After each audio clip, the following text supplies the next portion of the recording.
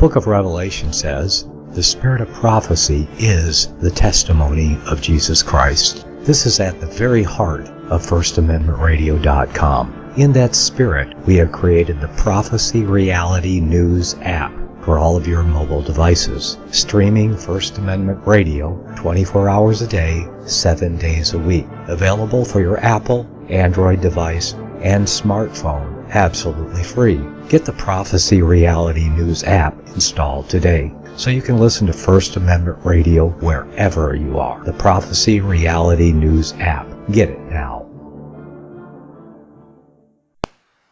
Well, welcome to Keys to the Kingdom. I'm Brother Gregory, and we're going to be talking about the Kingdom of God. And I put out a little feeler to see if there was any particular topic, and we may even have callers later on in the show for the second half. And let people ask questions, because I know there's a lot of questions out there. We did a survey of some of the broadcasts that we do, and we actually have quite a few listeners that show up from time to time compared to the other people that are at least on those different networks. And because they see people coming on when we come on, and they see them leaving when we leave. So it makes us that somebody likes what we say. Although I've been dabbling in a little bit of Facebook evangelizing, and there has been mixed reception of some of the gospel of the kingdom. I went on several groups that would call themselves anarchist groups. There were anarchist capitalists, and I didn't go on it, but I guess there's what they call ANCAP. These are anarchists who are communists or socialists, which seems to be kind of an impossibility, but somehow or other people, they alter the definition of words, and they're able to mix ideas and think that the only way that anarchism works is that if you have a communist society, or at least a socialist society, a collective society. But those are absolutely different ideas that cannot cohabitate in the same scheme. At least as you talk about governance of society, anarchism is without rulers. It doesn't mean without government. It means without rulers. When we say government, people think, well, you're talking about people ruling over other people. No. In an anarchist society, the people would have to govern themselves. And if they applied the golden rule, I just put up a page this morning, golden rule at Preparing You. It needs more work, so I haven't announced it yet, but the golden rule is that you care about others as much as you care about yourself. You do unto others as you would have others do unto you. If you want to be free, if you want to exercise your rights to life, liberty, and the pursuit of happiness, you would want the protection of other people to keep, thieves and robbers from stealing from you. Well, that means that you have to protect other people yourself from thieves and robbers. And, of course, there's accidents. There's things that, lightning strikes here and there, storms come in and damage your right to life, liberty, and pursuit of happiness, acts of nature. And you would want people to help you out. If you were drowning, you'd want somebody to throw you a life rope, or a life preserver to help you save yourself from drowning. If a crocodile was dragging you out, you'd want somebody to drag you back to shore and to stop the crocodile. It doesn't have to be thieves and robbers. It can just be natural events.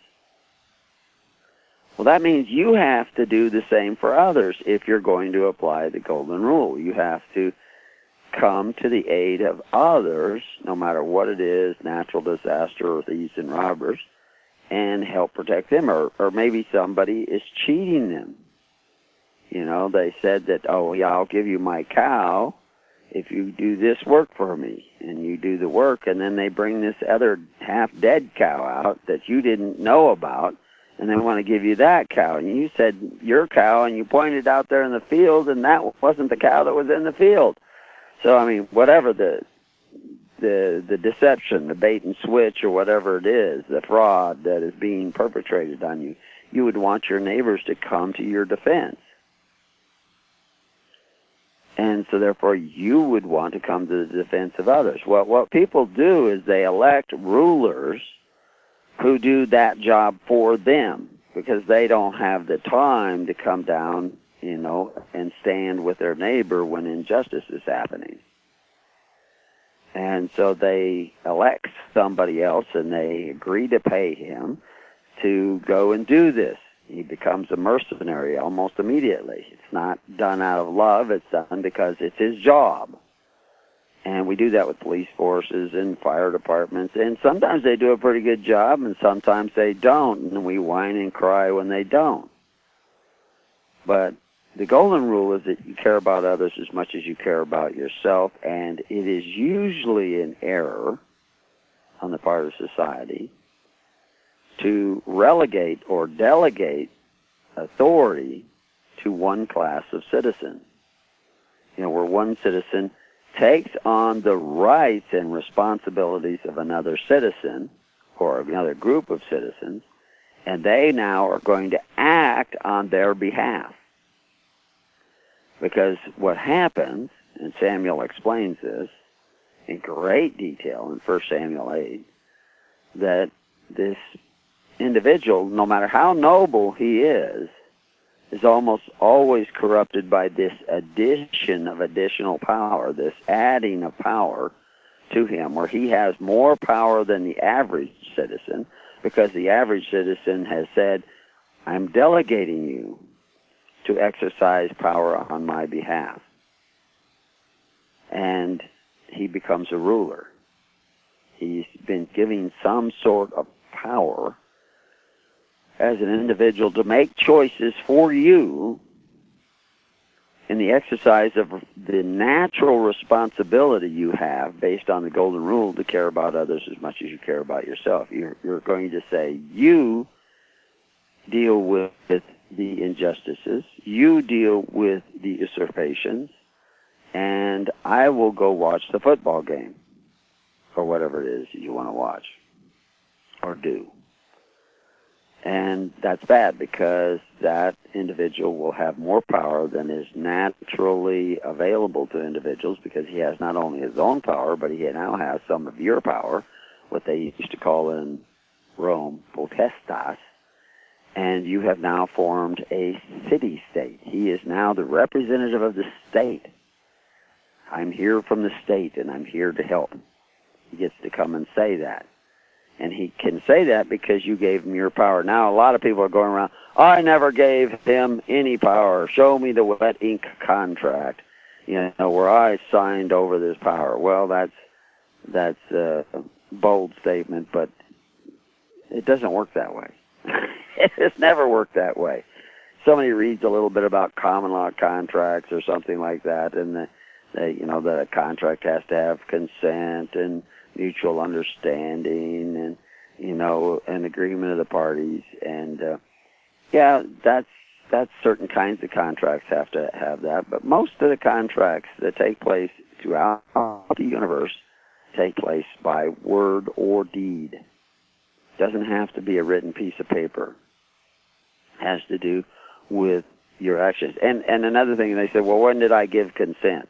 Well, there's dozens of maxims of law that have been accepted for hundreds, even thousands of years about assent by consent, and it even doing nothing, doing absolutely nothing, signing nothing, doing nothing, you assent. And there are maxims that explain how this is. I mean, if you it's the Good Samaritan law. If somebody's, dying, and you could reasonably offer an assistance to that individual with virtually no risk to yourself, just an inconvenience where you have to stop, and break the glass and call the fire department. And you don't do it, you're considered, like if you see a robbery and you could call on your cell phone. You hear a rape taking place, you could call on your cell phone. From a safe distance where you're not in jeopardy or anything, you got the cell phone in your pocket, and all you have to do is dial 911 and report it. And maybe get somebody there to save this individual. And you don't do it. You become complicit in the criminal activity of the individuals committing the crime. You have aided and abetted by doing nothing. That's a common principle. You didn't sign anything, but you have participated in a crime because you did not aid the person being assaulted or attacked. And so the idea that you have to have a wet ink contract is ridiculous. Besides, there are wet ink contracts by the tens of thousands. And here's another trip up that a lot of these people have is that I said, your parents signed the contract. When they signed for you, when they signed for to enter into a hospital, they gave the authority to the hospital to begin the process of making the state your father. And they do it by applying for a birth certificate. And applying to aid from the hospital allows the hospital to take on that responsibility. When you sign in at the hospital, they begin to act on your behalf. And you say, well, I was unconscious when I went into the hospital. I didn't sign anything. Okay, well, when you came conscious and you realized where you were, did you take action to take back your responsibilities and to inform them that you no longer want to be there, or that you're not consenting to their assistance, etc.? Did you alter your relationship with them so that they could not assume that they just had powers for you, medical powers and stuff? I mean, often hospitals are looking for the closest relative, looking for somebody who can sign off on certain acts because they have a limited amount of power, but they do have some power. But when you go in and register in that hospital gets to, like if you go in there to give birth, they get to apply for you. You don't even have to sign the birth certificate. But the birth certificate itself, again, is not a contract. Absolutely. There is a contractual nature to it, but it's not a contract between the baby and the state. It's not a contract between the parents and the state, really, but it's a notification, opening up a process for benefits. And those benefits may come to the child. You've registered that child, so now it becomes eligible for benefits, which is why everybody wants this, you want to go down and get a driver's license now. They want to see a birth certificate. They want to see a Social Security number. They want to know if you're a member. They want to know if you're an active member of a particular social group. And so that you could obtain the benefit, because they consider all these things benefits. And they are benefits. But when did it begin? It began way back with your parents. Your parents applied for benefits from the government. Social Security is a benefit. Welfare is a benefit. Public education is a benefit. Somebody's paying. Those aren't free things. Somebody's paying for them. Well, who's paying for them? Your neighbors. You and your neighbors. Once you sign up for Social Security, you could get hit by a bus the next day. And they'll put you on disability forever. You didn't pay in.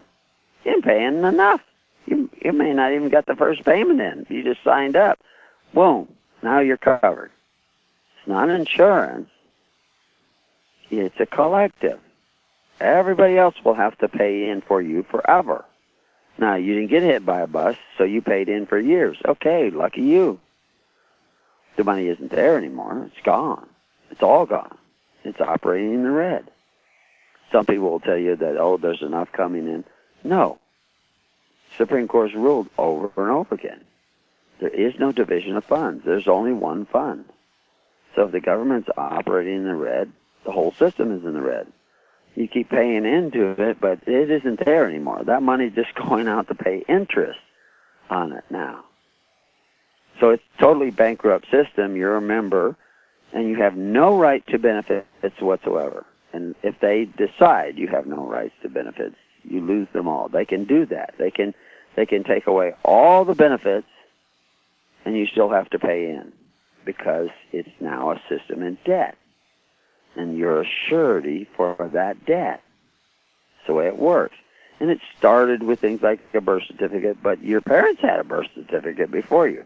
Now, your parents could be old enough now, if they're over 100 years old, they could be old enough that they predated the federal birth registration area. But they would have to be, like 105 years old or something. Because there were birth certificates around, more than 100 years ago, but they weren't a part of the federal birth registration area. Once they created that, then that gives you permission to have this birth. So it's all well organized, and you say, well, my parents can't sign a contract for me, which is absolutely ridiculous. Of course they can. Children were signed up for apprenticeships. They were all these things. Now, eventually, when you reach a certain age, you can reject that, but not if you owe money. Not if you've taken benefits. Now you have to pay it back. It's like the one-child contract in China. They actually went to the trouble. Totalitarian dictatorship like China, they had a one-child contract. You sign up for the contract, you get all kinds of extra benefits.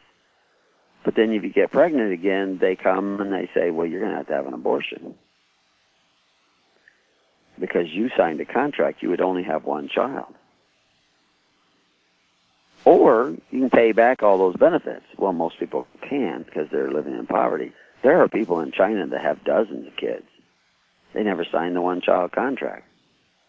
And they have businesses, and they've had it all during the communist period, but they just kind of allow that.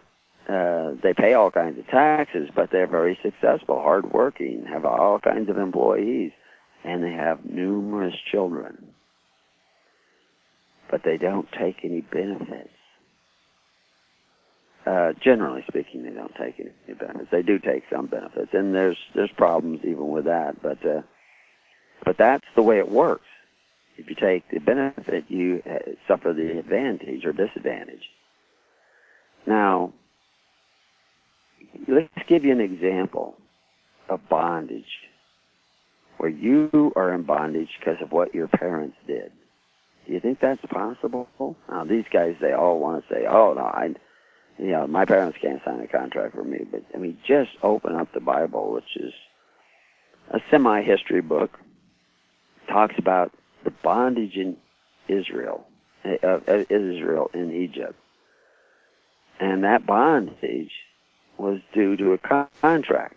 And they talk about it. The Israelites, there was a famine, and they needed to go somewhere. A lot of people needed to go somewhere, to Egypt, to get food. And they went and they bought grain. And when their gold ran out, they came and they traded their animals.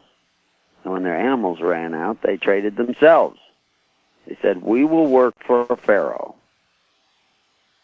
And Pharaoh feeds us. Gives us food stamps. We will work for Pharaoh. That's the deal. And if you go and you read all the laws, which there are many, you will see that that's the deal. If you're signed up, registered, obtain a number from the federal government identifying your employee identification number, which is what a Social Security number is. You can get others, but an employee identification number. You can go to work for somebody with a federal employer identification number, and you will have to give a portion of your labor, whatever you earn, to the government. And your parents signed up for that, and probably your grandparents signed up for that. This is generation to generation. So you can't inherit any more than what your parents have, and your parents don't have a right to all of their labor. A portion of their labor belongs to the state, which is a collective created by contract. It does exist. The state is not a fiction in the sense of a made-up story. A fiction of law, we have articles that explain a fiction of law. It's a real thing. It's a real contract. There are real people there with real rights. They say, well, it's not the living, breathing man. No, it's a bunch of living, breathing men. People have breathed life into the state.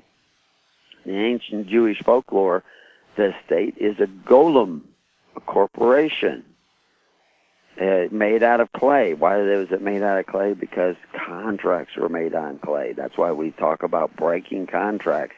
When you break the clay tablet, the contract was written on. All these principles go back to ancient Babylon. They create an entity by agreement. Men agree and breathe life into these entities. Some of their life, their potestas, their power, is put into those entities. Now, because it's a collective, the entity has a mind of its own. It isn't necessarily going to agree with you all the time. There are other people involved. It has parameters that it's supposed to function in. And that's what the state is. Now, an anarchist wants no rulers, but an anarchist cannot be a ruler either. Any anarchist, anarchist, it has to do with no archist. The Greek word archist is ruler, no ruler.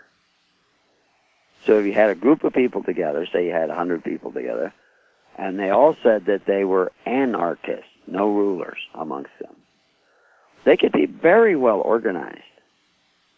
They could be very orderly. They don't have to be chaotic. That's not what it means. It means no one is ruling one over the other. The King Arthur and his round table of noblemen, that was an anarchy. That's why the table was round. Nobody sat at the head of the table. Every quest a man took on, every battle a man was willing to fight, he chose to fight it because it was an anarchy. It wasn't men ruling over men saying, you have to go fight this, you have to go fight that. They chose to. But when does an anarchy, this group of anarchists, stop becoming anarchists? When they start talking about usurping or seizing the rights of others, injury, taking down the government. No longer. Visit crosstheborder.org, CROSS, crosstheborder.org, to get your print, EPUB, or PDF version of the book, The Rapture Will Be Canceled. That's crosstheborder.org. I know you all want answers, and believe me, so do I, and I'll do my best to get them. Despite Nicolas Cage's promise to do his best to get left behind rapture answers for us, don't hold your breath. Not everyone believes Left Behind is true prophecy. Some may even regard as conspiratorial the mainstream re-release of the Left Behind movie with actor Nicolas Cage portraying the main character as an attempt to further reinforce in the minds of all this perception of false prophecy in order to condition the masses for the play about to begin. If you want true Bible prophecy answers, get the book, The Rapture Will Be Canceled. The author exposes the Latin rapture origin, the 7-year tribulation deception, true Bible revelation of Daniel's 70 weeks, the abomination of desolation, the restrainer, America in the Revelation, the image of the beast and the mark of the beast, and the truth about God's chosen people, and so much more about Bible prophecy. This book will shatter the left-behind paradigm of future events. Get the book, The Rapture Will Be Canceled. Visit crosstheborder.org, CROSS, crosstheborder.org, to get your print, EPUB, or PDF version of the book, The Rapture Will Be Canceled. That's crosstheborder.org.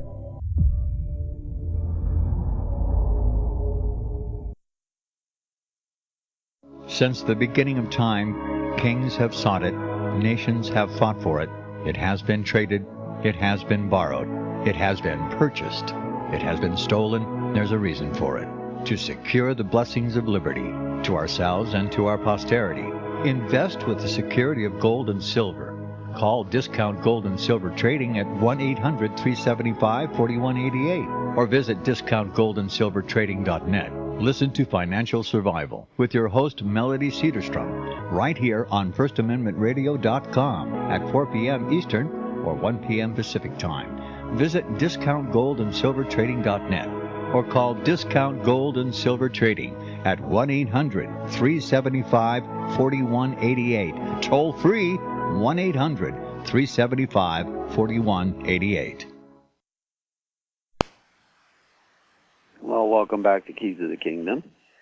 So when does, if a group of anarchists who gather together, then there's no rulers, so they're not really contracted together. They have no contract, they're just gathering together. When do they stop being an anarchist group? When does their group abandon the principles of anarchy? No rulers. It's when they decide to rule over others, or even rule over each other. If they're out tipping over buses and breaking windows, they aren't anarchists, because they're ruling over somebody else. Somebody has a bus. Somebody owns a bus. I mean, unless that's their bus that they're tipping over, which is unlikely, they're not anarchists anymore. They are ruling over others, and so therefore they are archists. They are not anarchists. They are ruling over others. We still call them anarchists, and news media, the misuse of words does not change the meaning of words. Except, in a way it does, and we do it all the time.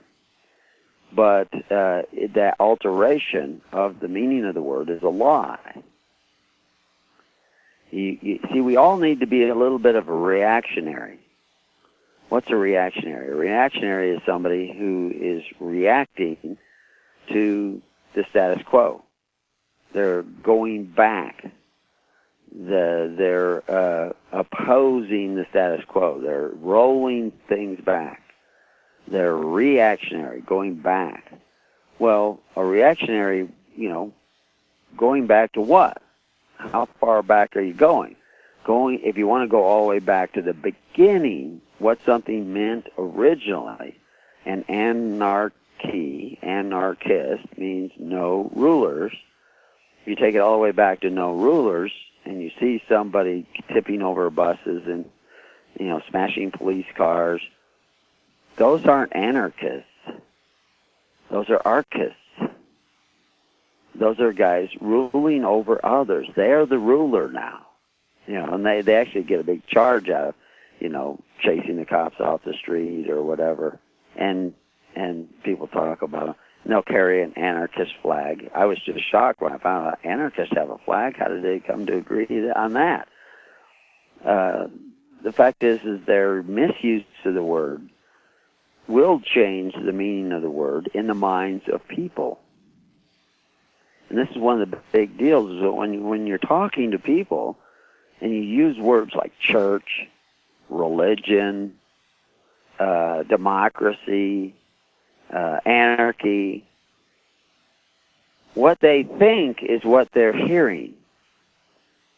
They may not know the meaning of words, like religion. They think religion is what they think about God. And you can actually find dictionaries that define the word religion, what you think about God. But that's not what the word originally meant. Religiare, it's not what it meant. Superstitio was what you think about God. Religion was how you took care of the needy in your society. And how you took care of the needy in your society was just the implementation of the golden rule. You love your neighbor as yourself. You care about your neighbor, his rights, his property, his pursuit of happiness, as much as you care about your own. What you would want others to do for you, you do for others.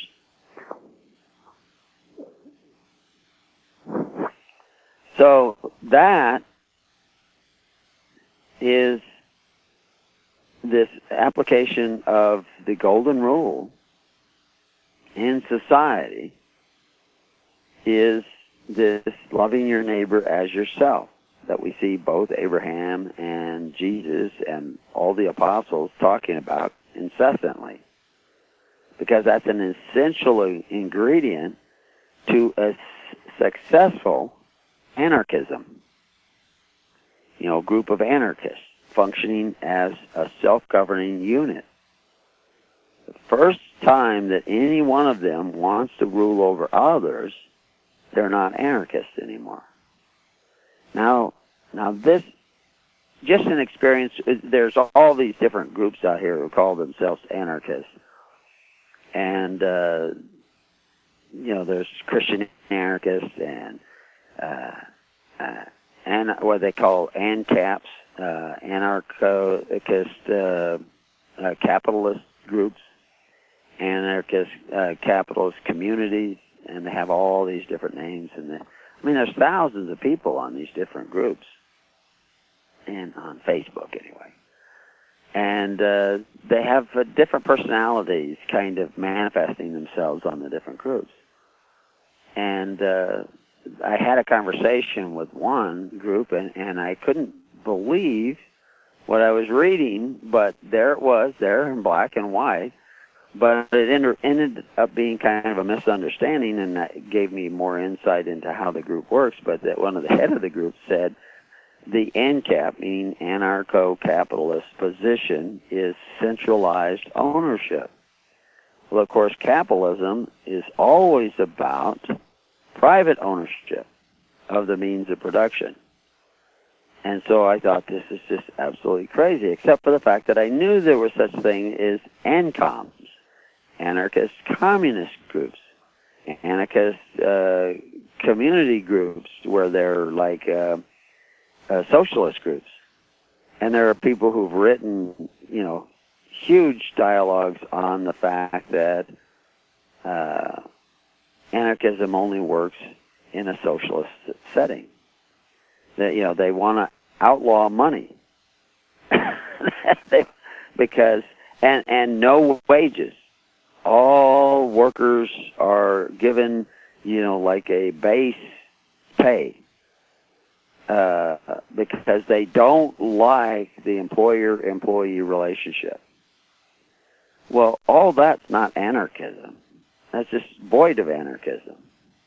Because in order to accomplish that, you have to rule. You say, you can't decide. If you have a bunch of tools and equipment and other guys who have no tools and equipment, you know, and you're working, say you're a plumber, and you have all those tools and equipment, and you're going out doing plumbing every day, and you got so many people asking you to do work that you can't keep up with all of it. I mean, you're just running yourself ragged. So you're going to hire another guy who doesn't know anything about plumbing, has no tools, but he wants to learn the business. He wants to learn how to be a plumber. He said, oh, I'll teach you how to be a plumber. You come and you work for me. I'll give you so much an hour for the work you do. I'll supply you with the tools. You'll ride along with me in the truck at first. Eventually, I'll give you a truck, and you go out and do some of these jobs that I just can't get to. But you're a worker for me. Everybody bills, you know, and pays the head plumber, and then he pays this guy a share. Of course, the guy They says, well, why didn't he just get the charge? Well, he doesn't own the truck. He doesn't own the tools. He doesn't have the knowledge. If he runs into a problem, he has to go back and ask this other guy who's going to take his time out to teach him. But the NCOMs, they don't want that. They don't want an employer-employee relationship. It's just naive. It's childlike approach to things because it doesn't make any sense. So they're just reacting against their own bias and hate of the major corporations. But the principle works for a guy who hires one helpful employee. I knew a plumber who had 10 employees, 10 other people doing plumbing work. He had, I think he had like 6 or 7 trucks. He'd send out 2 guys in a truck, and they would do jobs for him. And he would, he says it got to a point, though, he says, that the guys were taking home more money than I was. I was running myself ragged because it became, not only was he doing plumbing, but he was helping organize all these plumbing jobs, making sure all the tools were in the truck, making sure that, everybody had what they needed to get the jobs done, and assigning them different jobs and moving them around for emergencies.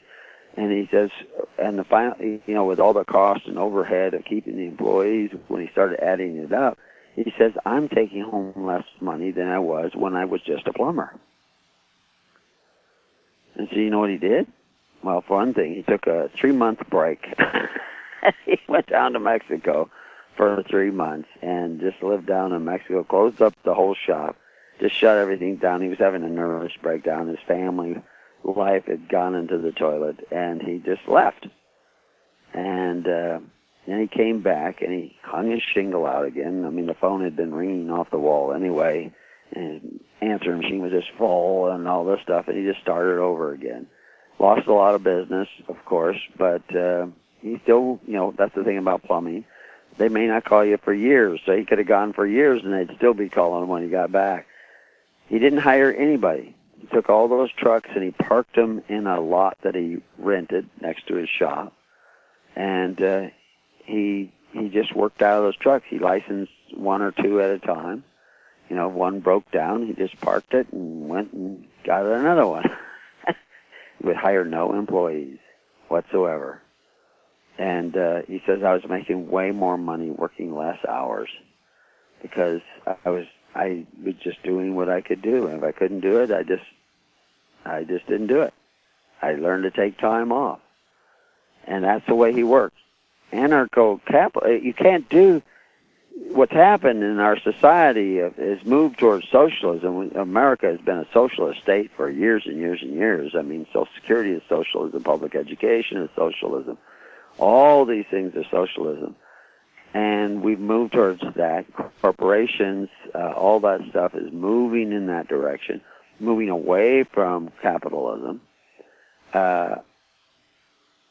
And the end result is that the person with a small business is going to hire 2, 3, 4, 5, 10 employees, which is where most people work. They don't work for major corporations.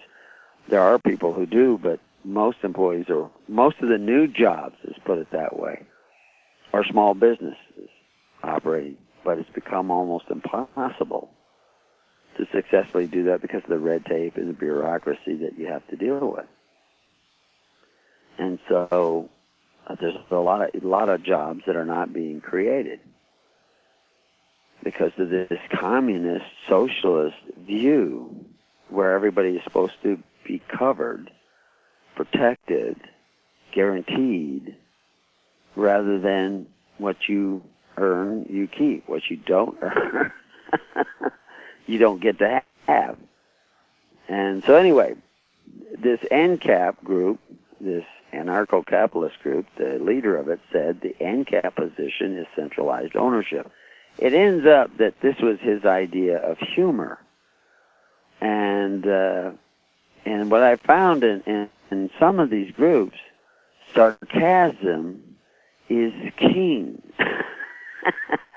And the use of sarcasm creates a chasm between people. it's detrimental to the well-being of individuals and open thinking. It's a way of belittling one another, putting people down. And I actually created a page on sarcasm. There's a lot of little quotes about it. But this is what they do: is they pick on anybody with a different idea, and they're very negative on this one group, and they put people down all the time. And people are actually frustrated. There's a lot of other groups who used to have the members of used to be on this one big giant 6,000-7,000 man group, and because there's so many people there, they get more and more. But it turns into a group of trolls who are just constantly belittling anybody with a different idea. And there's a kind of a clique that gets there. It controls everything. And somebody complained about the fact that how everybody just jumps on and attacks and belittles and just throws out one sarcastic comment after another about anybody with a different idea. And ad hominems are regular. They're almost an oration on that group. And they don't realize it, that they're ruling over other people. They just, because there's so many, they just know somebody with these sarcastic comments. And there's no meaningful conversation whatsoever. Very little. I can't refer to it as a conversation because somebody will post something, and then everybody will make their comment on that one post, but they're not reading anybody else. There's no conversation. They're just putting in their 2 cents worth, as if anybody's listening and anybody cares. And this is what the troll mentality. They think that their sarcasm, their belittling of others is actually somehow that people are listening. They think 6,000 people are going to read their 2 cents, but none of it's constructive. I shouldn't say none. I've actually seen whole threads that went on and on and on. Nothing constructive said in the entire thread. All just sarcasm and belittling and putting people down and, kind of sticking their tongue out at everybody. Literally, actually, that you can do that. And it's a waste of time. But somehow that's enough social contact to make them happy. Now, there are other groups that actually talk about some of these things, and they actually are reasonable, and you can bring in new ideas, at least new to them. They're not new ideas. I mean, like Polybius. Now, that you can't refer to Polybius's ideas as a new idea, because Polybius was around 200 years before Jesus Christ. He was considered the historian of historians, and he said, the masses continue with an appetite for benefits and the habit of receiving them by way of a rule, arco, of force and violence. That's where that word rule there is from, some form of arco, meaning ruler, of force and violence. The people, having grown accustomed to feed at the expense of others and to depend for their livelihood on the property of others, institute the rule of violence. And now, uniting their forces, massacre and banish and plunder until they degenerate again into perfect savages and find once more a master and a monarch. And that's 200 years before Christ. He's telling people that the welfare state reduces people to savages, making them fit for nothing but to be ruled over by arco, masters, and monarchs. That's where socialism takes you, because socialism is feeding at the expense of others. The mere idea of an anarcho-calm is an oxymoron with an emphasis on moron. It is insane. And of course, when I saw this supposed anarcho-capitalist referring to collective ownership, I thought, like, is he really an anarchist communist? Well, evidently he says he's not. He said that was just a joke. And there's a lot of those jokes on his group, which makes his group kind of a joke. Because everybody's making fun of everybody else. And yet, there's a few posts that go up from time to time that bring up some interesting questions. But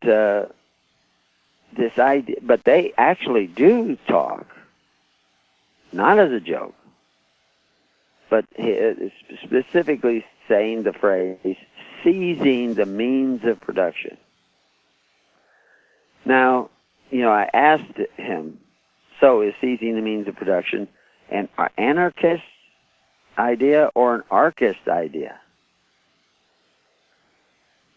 And his answer was they can be both. Well, it's not very clear what he's saying yet, which is very common in this group. The people are not clear. And add to that, 500 sarcastic comments, and clarity begins to diminish completely away, and you've wasted 20 minutes of your slow reader, an hour of your time listening to nonsense that is allowed to permeate everything that goes on that group. So he talks about eating a hamburger isn't anarchist or anarchist. Neither is seizing the means of production. You could be an anarchist and advocate seizing the means of production, or you could be a non-anarchist, and advocate for it. Not really, but he hasn't clarified anything. So let's put it in terms when they talk about seizing the means of production. Eating someone else's hamburger is a practice called stealing. If 51% of the people want to give their rights to the government to get the benefits of government, then what gives you the right to seize the government's, the corporation of the government's stuff? Seizing the means of production. Now, ultimately, I got down to the point where I explained a few more things to them about this right to seize. You only have the right to seize what is yours. And I said, I'm going to go out and seize my shovel and do some work. And that's what I went and did. Some of the comments I made and statements I made were derided with the same sarcasm you see all the time. But I noticed that late in the afternoon, suddenly, bing, like, another guy likes what I said. And I thought, why did so many likes come in, around 4:30, 5 o'clock in the afternoon? All morning long, there was nothing but sarcasm coming out of people, and deriding and misunderstanding and, kind of a troll mentality that permeated throughout the group. But around 4:30, 5 o'clock, latest 6 o'clock, I started seeing likes coming in of what I said. And I realized those are all the people coming home from work. It's all those people that are sitting at home on their computers who may not be working or not working very hard anyway. They are the trolls. The actual workers understand what I was talking about.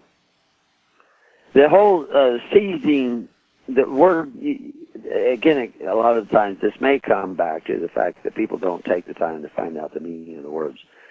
Seizing has to do with seizing a use of something. Somebody has a car, you get into it, and you seize the use of that car. Now, you can call it stealing. Maybe it's not stealing. Maybe you've entered into a contract to pay that person back. Say, for instance, somebody is bleeding to death on the side of the road, and you pick them up and you put them in this car, and you jump in the car, and the keys are in it, and you drive the car to the hospital, and you get that person to the hospital, and you save his life. But the car, you didn't own it. The keys were just in it. You kind of just took it. You seized the use of that car. Did you steal it? Well, you certainly weren't taking it for your own advantage. You were trying to save somebody else, and necessity makes the law. That's another maxim. You intended to return it. You only seized the use of it for a short period of time and to save somebody's life. And if you can bring it back to the original owner and say, there's some blood in the back, but, basically I used some gas, but I filled it up when I came back, and here's your car. And the guy could say, well, you saved the guy's life, that's good, that's okay, you used my car. Or he could say, well, wait a minute, you put miles on my car, I charge 25 cents a mile for use of my car. And it's okay, well, I owe you $20, for the use of your car. It's not stealing. It was borrowing. And it was borrowing with the intent not to take the use away from that individual, but to save somebody's life. That's all contractual relationships. No wet ink involved. But it's assumed. And I've given lots of examples and show in history how this is the way it works. But to seize somebody else's stuff for you is thievery, anarchism, all. We'll be back to the kingdom, and maybe we'll take some calls.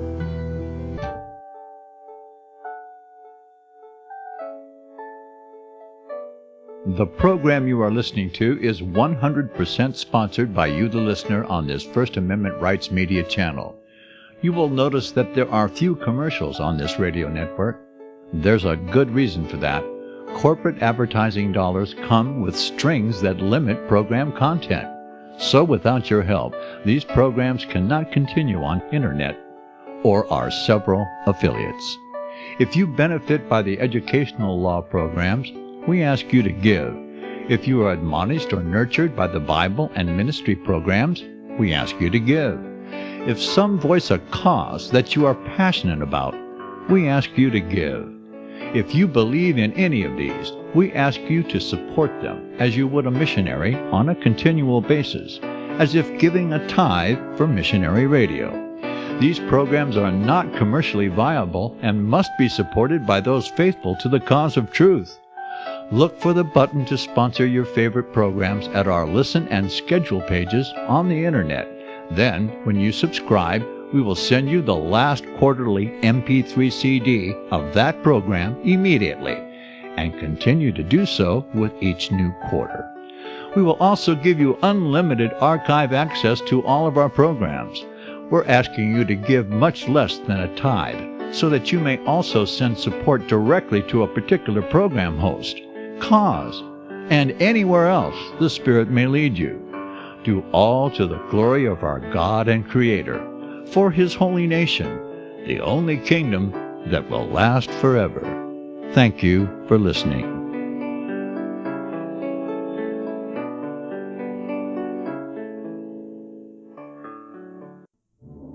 The book of Revelation says, the spirit of prophecy is the testimony of Jesus Christ. This is at the very heart of FirstAmendmentRadio.com. In that spirit, we have created the Prophecy Reality News app for all of your mobile devices, streaming First Amendment Radio 24 hours a day, 7 days a week. Available for your Apple, Android device, and smartphone, absolutely free. Get the Prophecy Reality News app installed today, so you can listen to First Amendment Radio wherever you are. The Prophecy Reality News app. Get it now.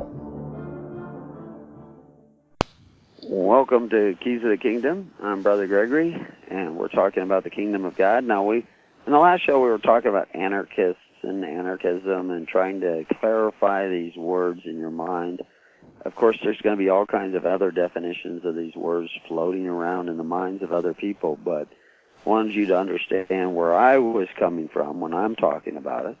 And in my perception, no rulers Abraham was an anarchist. I mean, he left Ur, which is the place where the Hammurabi codes began, and it's the Babylon of ancient history. And Nimrod, mighty ruler, over the people. And how did he get to be a ruler? By being a mighty provider instead of God. He left Haran also. Haran was another city-state started by his own father. And he would not participate in the functions of any city-state. He wouldn't take the benefits of any city-state. He wouldn't take anything from anybody by force, not even a buckle, a shoelace, from anybody. But yet he also believed in providing for the needs of people through altars of clay and stone. And those of you who've read our materials understand what he was actually doing, setting up these altars, not only for himself, but helping his neighbors set up altars as well. So much so that when a group of kings came through, rulers, archists, came through and started to conquer cities like Sodom and Gomorrah and a lot of other city-states and take gold and silver and take captives and imprison them, enslave them into their society. Abraham was able to stop that overnight with his buddies, where there was no ruler exercising authority one over the other. He had a household, but he was very clear he didn't want fighting amongst his household or his household fighting with the household of his nephew Lot. But many souls, it says, followed Abraham and Abraham's way, which was no centralized king or city-state. Now, he was, all this time, he was tithing to somebody, some king, who was called in the Bible, in the biblical text, the righteous king of Salem, which means the righteous king of peace. And we call him Melchizedek, king of Salem, king of peace, same thing. Why was he king of peace, and why was he receiving a tithe? He was a government. He was an anarchist government. He wasn't a ruler over the people, but he was a benefactor to the people. And he was tithed to by Abraham, and others tithed to Abraham, and et cetera, et cetera. And they created a whole network of free offerings, sacrifices, to somebody who believed in not using force. But it didn't mean he didn't use a sword. It didn't mean that he wouldn't pull the sword out to protect the rights of others, to set his nephew free and all the other people who were taken captive by a marauding thief. He would do that. But he wouldn't do it to seize the youth or to steal them or to make them a slave or to... If you take what another man has made, what he has produced from him, you make him a slave in that instant. Because all his labor is tied up in the thing that he created. And if you take away a portion of what he created, you take away a portion of his labor that has been stored up in that thing. And Abraham wouldn't do that. He wouldn't even take a shoelace, because he didn't make the shoelace. He saved those people, but he did that as a social obligation to protect his neighbor's rights. Because there was somebody coming into the community and seizing the means of production. That's why they're there. That's why they're taking away the captives. That's why they took away gold, and they probably took away livestock and, whatever they were growing. Took away food. They were seizing the means of production. And they were able to do this because they had this army of people that were all archists. None of them were anarchists. Now they were seizing it. They could seize it, successfully seize it from other archists like the king of Sodom and the king of Gomorrah. But they couldn't seize it from Abraham. As a matter of fact, Abraham put an end to their seizing. Abraham and all the other people that he had helped build altars for. And all these other people were also anarchists. not necessarily so, but at least in their social welfare, they were anarchists. Because the key thing with his altars, his institutions that we call altars, was that they only received free will offerings. Melchizedek only received free will offerings, the tithes of Abraham. And because of that, he came to Abraham's aid. He knew that the people would be hungry and they'd be thirsty, and he brought them food and provision. And he had it to bring because people had been tithing to him. This is an anarchist government. Now, if we use the word anarchist today, most people think chaos. They think of people tipping over buses, people demonstrating and wanting to tear down the government. Anybody who wants to tear down the government is not an anarchist, by definition of the word. You know, the original definition of the word. Now, you can change that definition. You can add all kinds of other definitions. You can look up in dictionaries. You know, that's a fascinating study to look at dictionaries from. Early days to, 100 years ago, 50 years ago, and you see the meaning of words change because men are ruled by words. The ultimate anarchist is what you think you know. that rules your heart and your mind. And Abraham was an anarchist. He wouldn't even rule over Lot, his own younger nephew. He wouldn't rule over even a shoelace. Moses was an anarchist, too. And so was Jesus Christ, who said, "You are not to be like the governments of the Gentiles who exercise authority one over the other." You know, they call themselves benefactors, but they exercise authority. It's not to be that way with you. He's saying you're to be anarchists, not ruling over each other, not tearing down other governments either. If somebody owes Caesar, they should pay Caesar.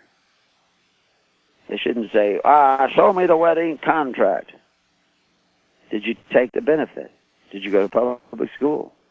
Did you take care of your parents, or did the state take care of your parents? Because if the state took care of your parents, then your neighbor took care of your parents.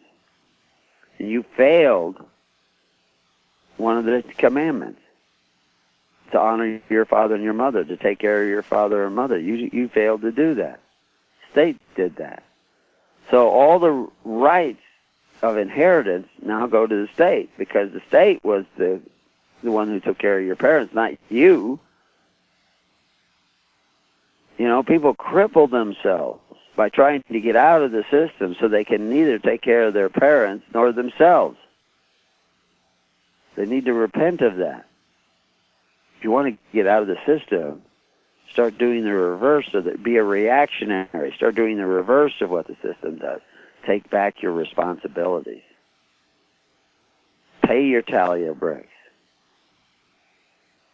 But then take care of your parents. Take care of your children. Help take care of your neighbor's children. Help your neighbor homeschool. Start teaching people home health. Get healthy yourself. You know, improve your own situation so that you can be helpful to others. Don't cut your throat so that you can't even take care of yourself and have to rely on others and become a burden to others. We're to be lifting the burden off of people, not putting it on them. So anyway, we said we would take calls. I don't know if I should give out the number. We've given out the number on the local network, and somebody's moderating the board. So what you do is you call the number and raise your hand by pushing 6, I guess it is. Star 6. Star 6. Okay. And we'll give you a chance to call in if you have something, and if nobody calls in by the mid point in the show, we'll give out the number right after the break, and or maybe we'll give it out right before the break. and you can call them in the second half of this show, and we'll see how this works. Anyway, so we started talking about anarchism, and the reason why is we're talking anarchism is one form of government, and the Bible is mostly about government. It mentions religion 5 times, mentions government about 700 times. It certainly is talking about stories of conflict between governments and man. I mean, the first governments that exercised authority were Cain's city-state, Nimrod, Lamech, and that's where people, the kingdom of heaven is from generation to generation, and so is bondage. But God wants you to be free souls under His government, governed by Him in your heart and your mind. And that would look a certain way. You would be as concerned about the rights of others as you would be about your own rights, and therefore you would not be an anarchist tipping over buses. You would not be an anarchist trying to take away the right of others to form a government, even an anarchist-type government. You simply would be working diligently day by day to provide for yourself and other neighbors who want to become independent of governments that exercise authority one over the other. Not independent of all government, just the governments that exercise authority one over the other. Because Christ instituted a government. He says, I'm going to take the kingdom away from the Pharisees, and I'm going to appoint it to men who will bear fruit.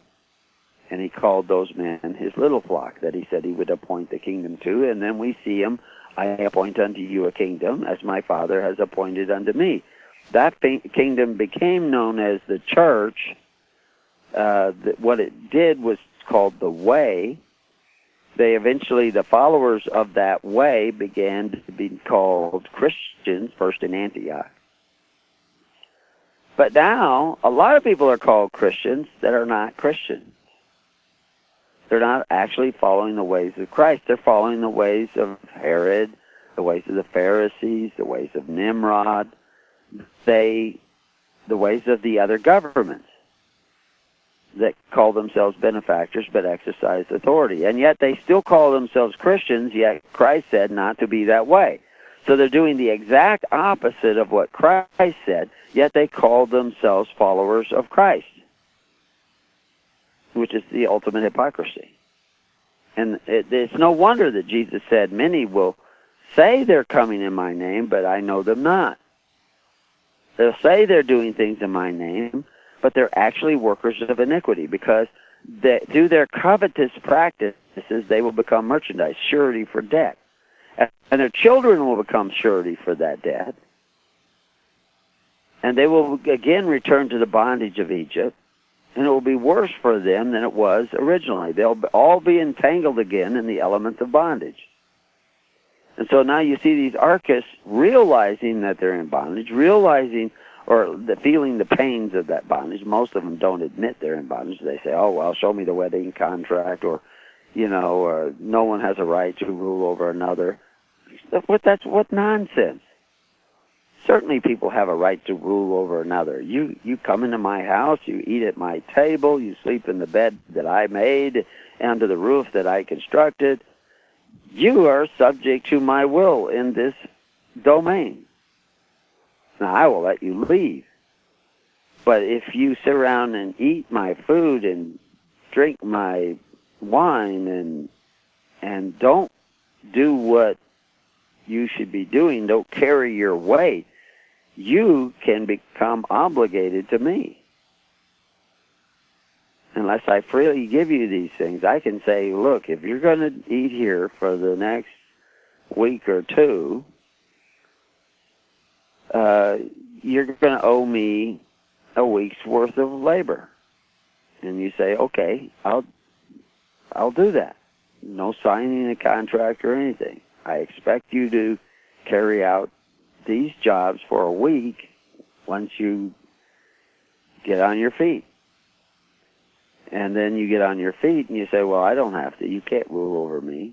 Then you're stealing all the food that you've already consumed. You've already ate. I don't have that food anymore. You have it in your belly, and now you're using the energy that it has given you to go do something other than what you agreed to do.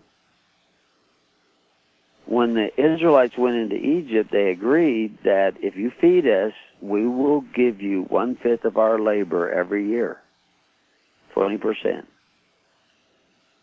And 400 years later, the children of Israel were still in bondage in Egypt. Now, the terms had gotten worse through very crafty means. And then, of course, originally Social Security, what was it, 1.3% or 1.5%, something like that? Now it's 14%. Under Tsarist Russia, the worst the peasants had to pay was 10%. You're paying more than that just in Social Security. And then through very clever means, you're also paying taxes on gas, you're paying taxes on property, you're paying taxes on sales tax, and all that increases the cost of goods and services.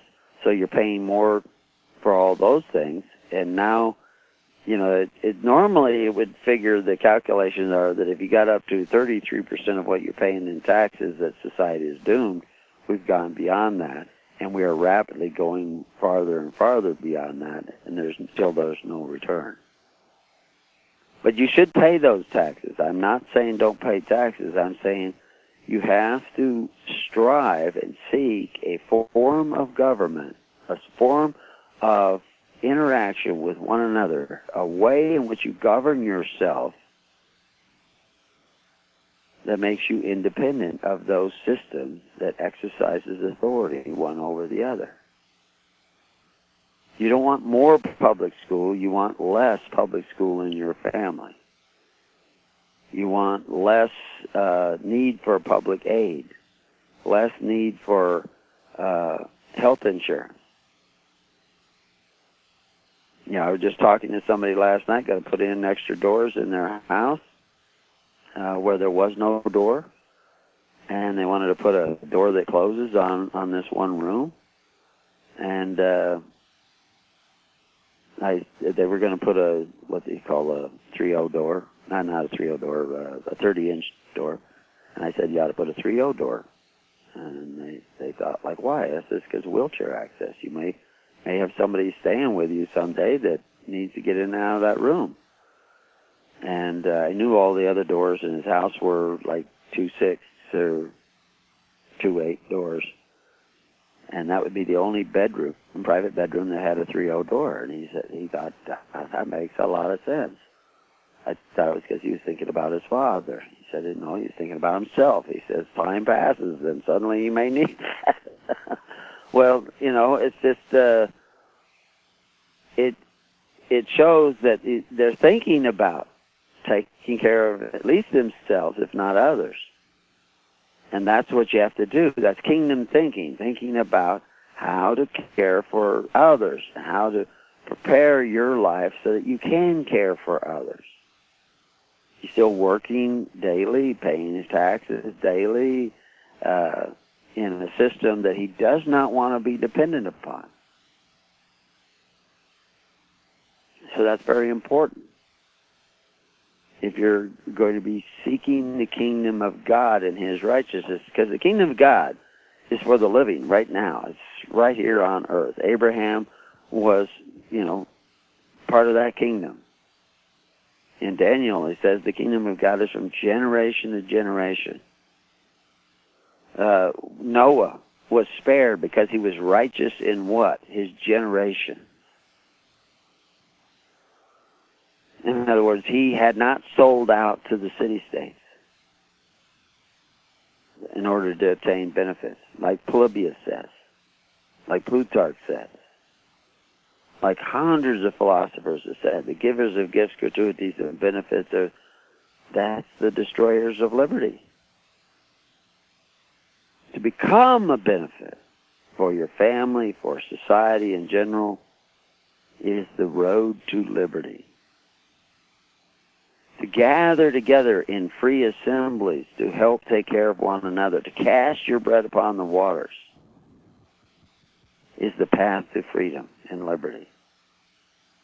Whining and complaining and sarcastic remarks is a waste of time and energy. It is foolishness.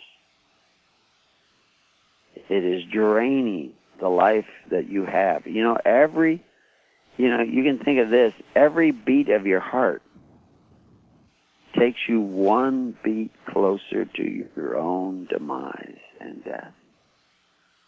So make good use of every heartbeat you have. Sarcasm and putting other people down and ridicule is not seeking the kingdom of God and His righteousness. It is demonically wasting your heartbeats, your breath. It is to no avail. You will not be free. You will become nothing but arrogant, self-serving. Now, anarchists can be very self-serving.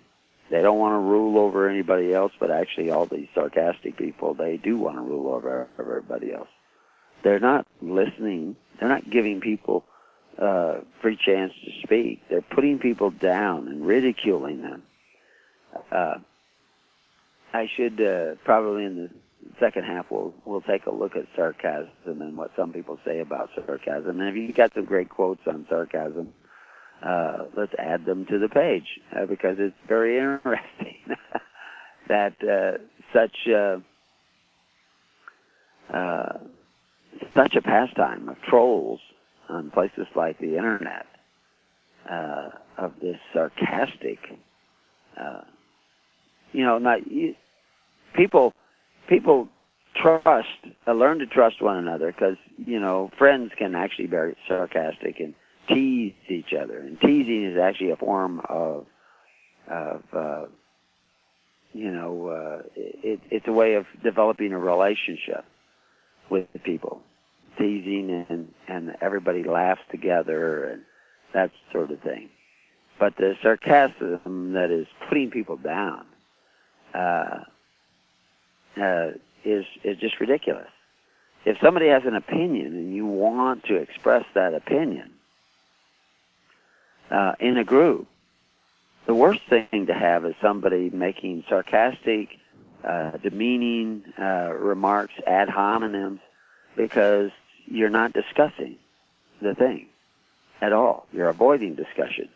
Like Samuel Butler said, neither irony or sarcasm is an argument. It's not dealing with what has been presented. It shows an absolute callous disregard for others.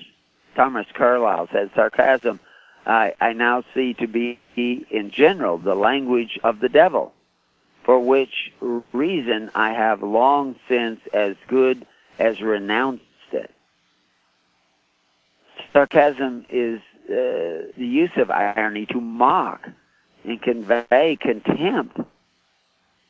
And that's all I see coming out of this one group is a great deal of mocking and conveying. Somebody said, oh, this group has changed my mind 4 times.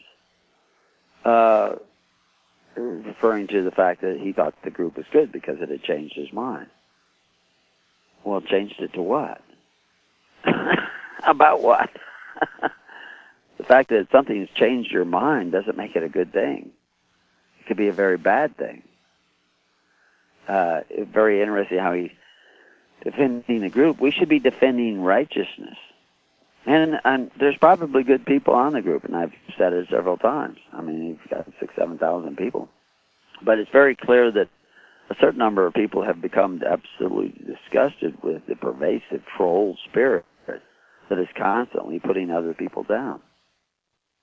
It's not the way to go. It's not constructive. It's not wise. It's a waste of time. Yet, I've wasted my time with a lot of people in hopes that they would see the truth. And I may post on that group, and I've looked at some of the other groups, and we have different people in the network that I see them popping up on these different groups. And what they do is they share some of the stuff that we've written about, showing. I mean, if you mention church, what do people think? I understand that has a bad taste in the mouth of most people because they look at all the hypocrites going to church. down there in the church that say they're following Jesus and are absolutely doing the opposite of what Jesus said to do. They say they love one another, yet they send men to their neighbor's house to force their neighbor to provide for their education, for the children's education, for their welfare, for their aging parents, for the health care of society. And they call themselves a Christian. Now, they send these armed men to collect from their neighbor. A free society, all taxes are voluntary, which is what a tithe is. It's a voluntary contribution to the minister of your choice. Every day you give is voting day, because every offering is a votive offering. That's the people seeking the kingdom of God. Now, unfortunately, your parents have already brought you back into the bondage of Egypt. And people are always, I added a new page this last week, parental contract. And it's still in the works. But it talks a great deal about the contract that your parents can sign with wet ink that puts their children into bondage. And the Bible is very clear on this. Through covetous practices, you will curse your children. Curse is usually almost always involved with a debt. You made your children a surety for debt. You were a surety for debt. And you've done this through covetous practices. And there is some wet ink evidence of that. But anyway, one of the things is I said we will be taking callers, and there is a number that you can call, and if I can find it here really quick, or maybe we'll pay it as we get back. Since the beginning of time, kings have sought it, nations have fought for it. It has been traded, it has been borrowed, it has been purchased, it has been stolen. There's a reason for it. To secure the blessings of liberty to ourselves and to our posterity. Invest with the security of gold and silver. Call Discount Gold and Silver Trading at 1-800-375-4188 or visit discountgoldandsilvertrading.net. Listen to Financial Survival with your host Melody Cedarstrom right here on FirstAmendmentRadio.com at 4 p.m. Eastern or 1 p.m. Pacific Time. Visit discountgoldandsilvertrading.net or call Discount Gold and Silver Trading at 1-800-375-4188. Toll free, 1-800-375-4188. Visit crosstheborder.org, crosstheborder.org, to get your print, EPUB, or PDF version of the book, The Rapture Will Be Canceled. That's crosstheborder.org. I know you all want answers, and believe me, so do I, and I'll do my best to get them. Despite Nicolas Cage's promise to do his best to get left behind rapture answers for us, don't hold your breath. Not everyone believes Left Behind is true prophecy. Some may even regard as conspiratorial the mainstream re-release of the Left Behind movie with actor Nicolas Cage portraying the main character as an attempt to further reinforce in the minds of all this perception of false prophecy in order to condition the masses for the play about to begin. If you want true Bible prophecy answers, get the book, The Rapture Will Be Canceled. The author exposes the Latin rapture origin, the 7-year tribulation deception, true Bible revelation of Daniel's 70 weeks, the abomination of desolation, the restrainer, America in the Revelation, the image of the beast and the mark of the beast, and the truth about God's chosen people, and so much more about Bible prophecy. This book will shatter the Left Behind paradigm of future events. Get the book, The Rapture Will Be Canceled. Visit crosstheborder.org, crosstheborder.org, to get your print, EPUB, or PDF version of the book, the rapture will be canceled. That's crosstheborder.org.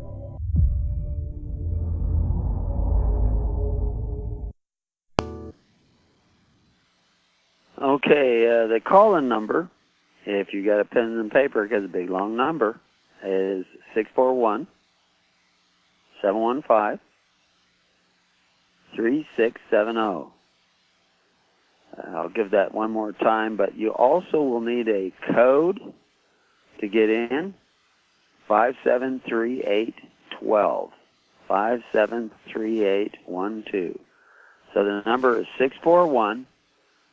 641-715-3670, and the code number is 573812. And when you have a question, you have to push *6, and somebody will connect you in with your question.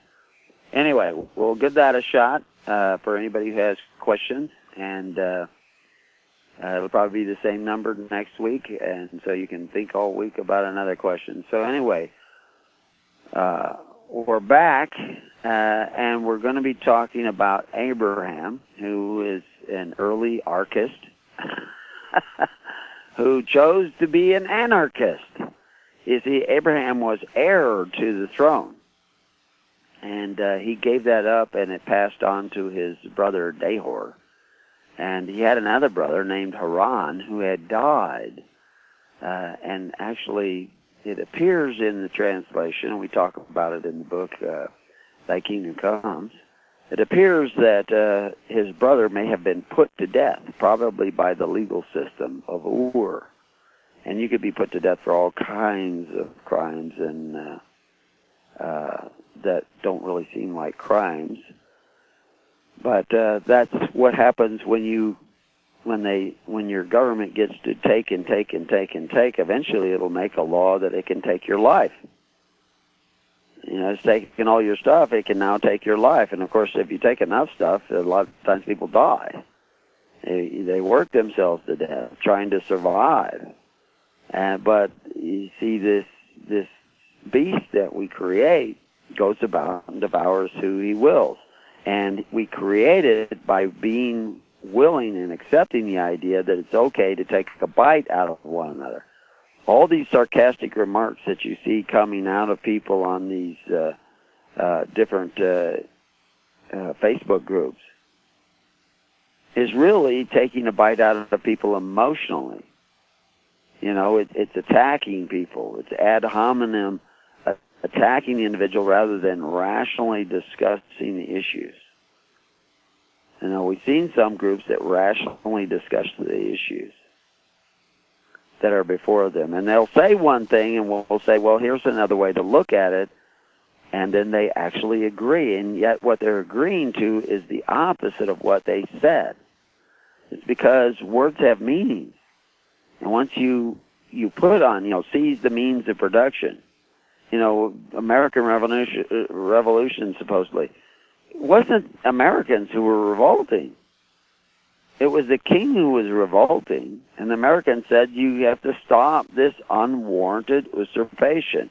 You're breaking the contract. You're violating the original natural law agreement that we could be free men in America if we held land in a freehold title. And so Americans were working diligently and trying to get others to work diligently to have a freehold title in land and not be taxed. You wouldn't know that from your modern study of history because all that's been deleted from the history books. They make vague references. I mean, James Trustle's March of Democracy, history of the U.S. And America, talks about the average farmer living on his land in fee simple, untaxed by all the world, had become a tough nut for any imperial power to crack. Well, it's cracked by an imperial power called the United States. It is an imperial power. And now people will have knee-jerk reaction and want to come back. Well, no, it's a democracy. Well, actually, originally it was a republic. But people don't even know the difference between a pure republic and an indirect democracy. Because a republic is not just an indirect democracy. They say, well, we're, a democratic republic. Now you're talking about an anarchist communist.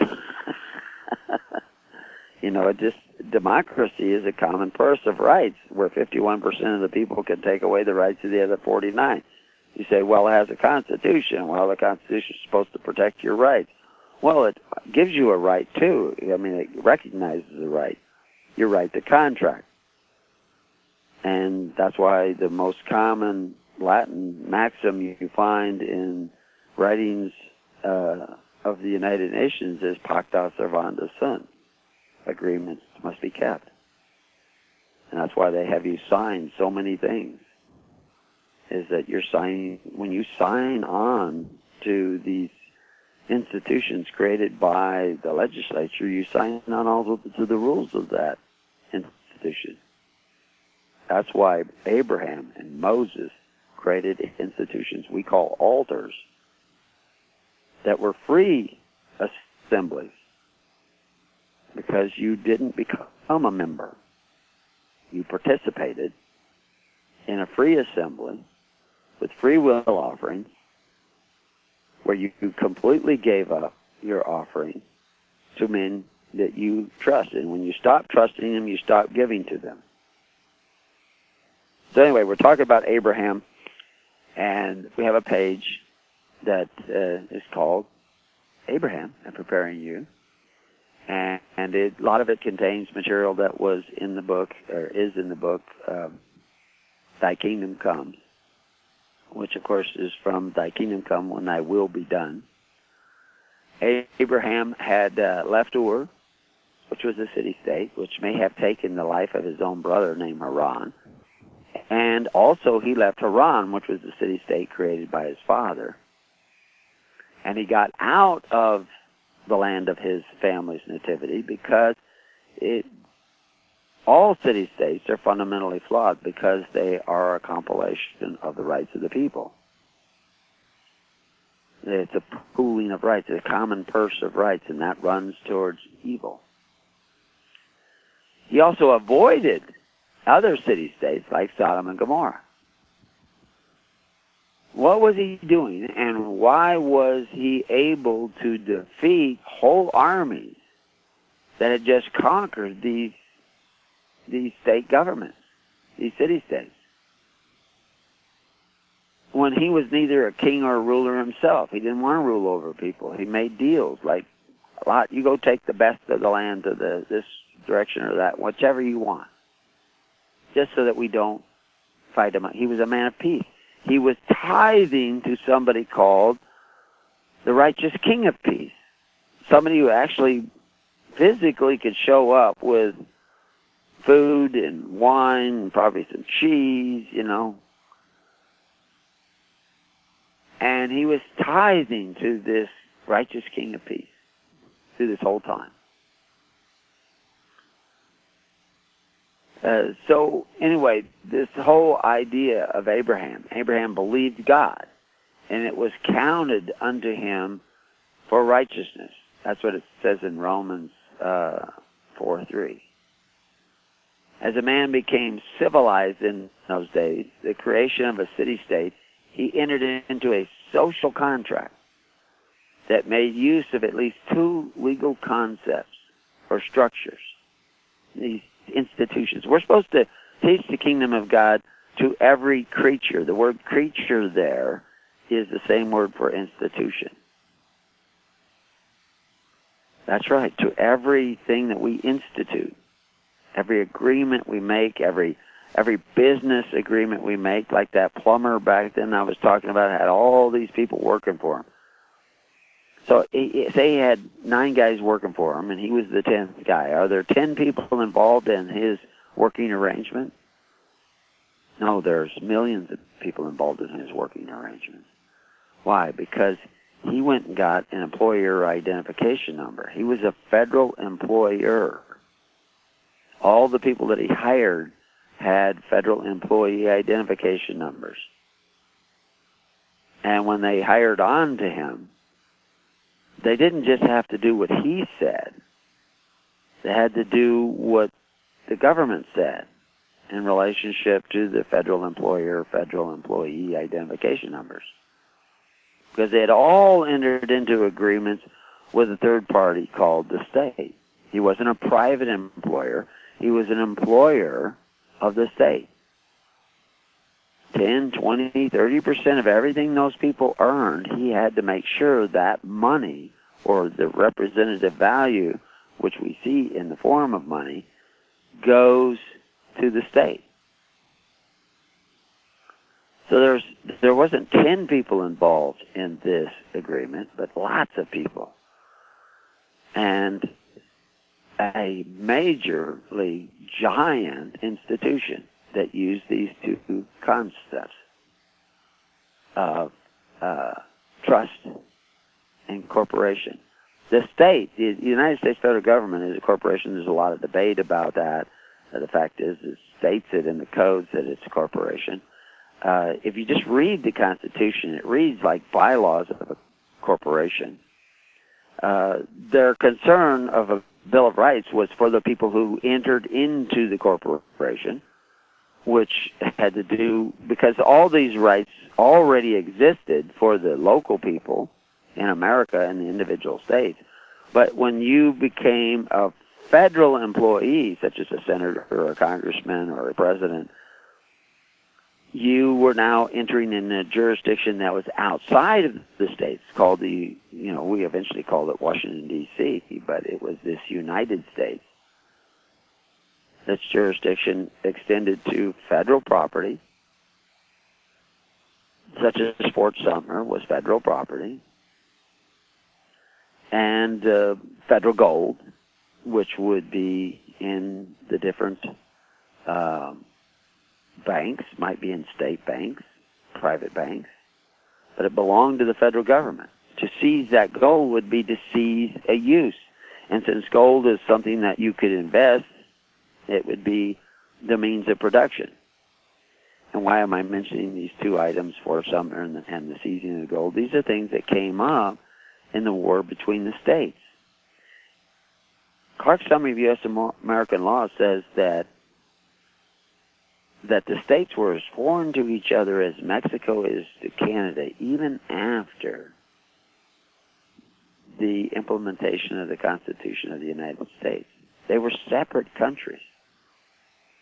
The United States government was a separate government outside the states eventually, on separate land, which we call Washington, D.C. today. It used to actually be, that land used to be called Rome.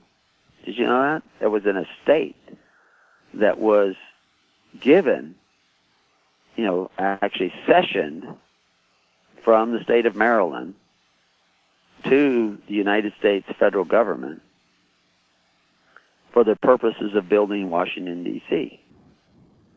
The estate was named Rome. That's just, you can check that out in Dr. Saucy's book, Rulers of Evil. And he, there's a deed. You can go, that's in archives, and it can be looked up. But anyway, the point is it's a separate entity. The people were over here state citizens. And the federal government, you weren't a federal citizen. You were a citizen of the individual states, and the individual states were separate governments, as foreign to each other. Clark's Summary of U.S. American Law states very clearly that the states were as foreign to each other as Mexico is to Canada, even after the implementation of the Constitution of the United States. That's not the case anymore, but that was the case at that time. But through contracts, things have changed. Through revenue sharing, things have changed. Such as the creation of the federal birth registration area and the creation of the 14th Amendment, which allows for citizenship in the United States government. The average individual didn't get a passport from the federal government. That was for senators and congressmen and ambassadors and other employees of the federal government. And there are people going around saying, oh, we don't owe income tax. The only one who owns income tax is federal employees. Yet they have a federal employee identification number. And their parents had a federal employee identification number. And their parents' parents had a federal employee identification number. So all those people are federal employees. And for at least 20% of the day, or, my dad used to say that when I asked him who he worked for, he says, until July 1st, I work for the government, because he was in a 50% income tax bracket. So he knew he was working for the government. Now, he wasn't working, for Prudential Insurance Company, or he was an attorney. So he worked for a lot of different companies, but he knew he was working for the government. And whatever he earned was going to go to the government. That's slavery. But it's a form of slavery called corvée, and we go into that and explain. I won't go into all that now. Abraham left all that. You had that in Ur. You had that in Haran. You had that in Sodom and Gomorrah. Those are all city-states. And the government was supported by the offerings of the people, and the offerings of the people who were compelled by statute. And that statute was either created by somebody like the Congress or the Sanhedrin or by a king and his entourage. And he decided to take and take and take and take and take. The same as the first taxes in what we'll call imposed taxes, but it's actually all taxes are imposed, in Israel were collected by King Saul, who forced an offering to help support the military, because he was worried about the Philistines coming. Until then, all the offerings were free will offerings, which we call tithes. And we call them tithes because they came from congregations of 10 through a network of ministers. In a free society, where all the taxes were voluntary, you taxed yourself. That's called a tithe. You decide what you're going to give and to whom you're going to give it. And when you give it, it's a votive offering. You're empowering that individual with this money alone, not with your right to choose, but with your right to choose over this money, this sheep, this whatever it is that you give. I'm not going to choose what you're going to do with this sheep. You choose what you're going to do with this sheep, or this oil, or this whatever it was that you offered, or this gold. You give them the power to choose what to do with it. That requires responsibility on your part. And this is what Abraham was setting up. His altars were living altars, living stones, just like we see in the New Testament, lively stones. They were men, they looked out amongst themselves, and they picked men they trusted, and they entrusted them with what they produced, the means of production. And if they did well with it, they gave to them again. If they did not do well with it, they gave to somebody else. That's a form of government. Those stones were a form of government. Those altars were an institution of Abraham. And Moses did the same. And they had a tribe that, as generally speaking, most of the original Levite ministers were of that tribe, because most of the people who came out were called out by Moses, came out of this camp, this golden calf camp. The golden calf was simply a central bank. And we explain that in great detail. We show you, take you right through the Hebrew, show you that the golden calf was a central bank. It was a way in which to incorporate in a common purse the wealth of the people. And Abraham and Moses were showing you, no, that's not the way. The wealth goes in your pocket, and only what you choose to give and freely give and give entirely, you give to these ministers of the state, this corporate state. The Levites were a corporation. A corporation is two or more people gathered together as if they were one person under a pre-existing authority. And the Levites are mine, saith God.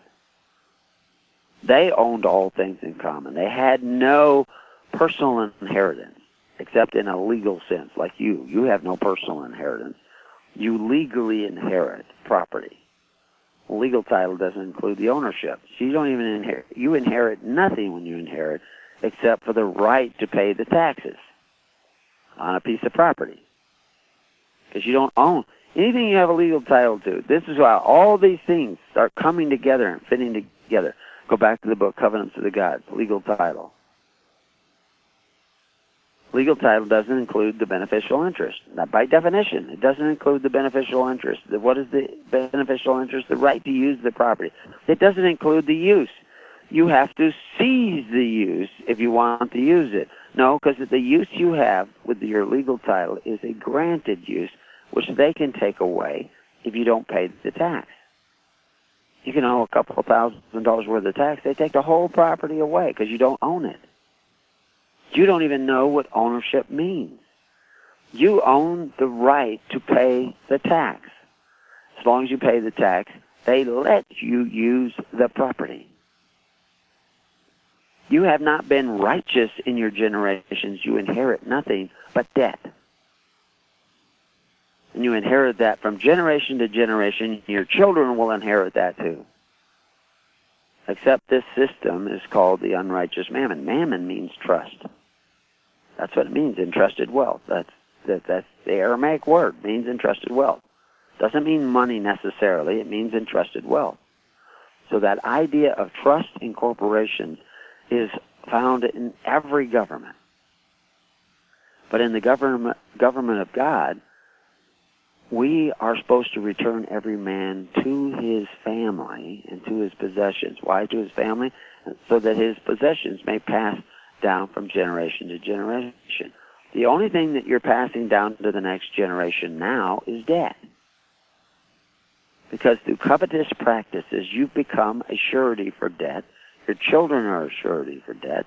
And you're back entangled again in the elements of the world, the constitutional orders and systems of government, through contract, through agreements that your parents have signed and you have signed with wet ink. And you want to make that all go away by waving your hand or saying something ridiculously trite like, I don't have any agreement with them. Lots of luck with that. The Bible tells you not only the nature of the problem, your covetous practices, but how to be free again, which is the antithesis of covetous practices. It's called charitable practices. You have to care about your neighbor's rights as much as you... I don't know. I'm glad nobody's called in and say, well, how do I get free? Because that's the wrong question. The right question, at least, minimum, how can I help my children become free? That would be better. But how can I help the rest of society become free? To seek that freedom. You have to seek liberty under God for others as much as you want to seek it for yourself. If you put yourself first, you can figure you will be last to be free. Because we know the first shall be last and the last shall be first. You have to care about others. If you care about others, you will automatically want to gather together with others. You will want to give to people who are preaching the gospel of the kingdom and teaching others what that looks like and what that means. You will want to do that. If you actually love your neighbor, you will want to find a way to help your neighbor understand the law, the perfect law of liberty. So this is the process, this idea of corporation and trust. Both systems have a sense of trust. Both systems have to have, why were the Levites belonging to God and considered a body that owned all things in common? Yet, Levites had, a Levite would have a house, he would have sheep, and he would run them on the lands in common, and they did all that stuff on a regular basis. But because they were the corporation. They were the body of God. Same as the church is the body of Christ. So we'll have to talk about this at another time. I keep thinking, till then, peace on your house, and may God be with you.